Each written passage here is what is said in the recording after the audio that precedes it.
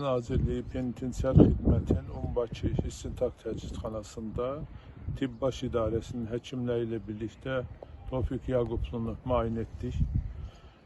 Ümumi vəziyyəti orta ağırlıqdadır, stabil olaraq qalır. Hemodinamik göstəriciləri stabildir.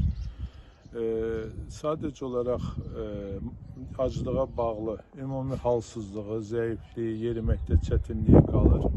Su duz mübadiləsinə dəstək məqsədi ilə bugün təxminən 2 litrə yaxın miqdarda su və elektrolit köçürdük. O cümlədən natrium xlorid, incir məhlulları, reosarbilakt, həmçinin mədə qoruyucusu və bir də hepatoprotektor köçürdük.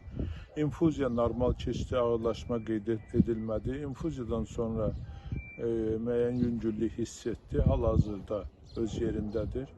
Və yenə də biz təbii ki, ona acılığı dayandırmağı təklif elədik, amma o acılığı davam etdirməkdə israrlıdır.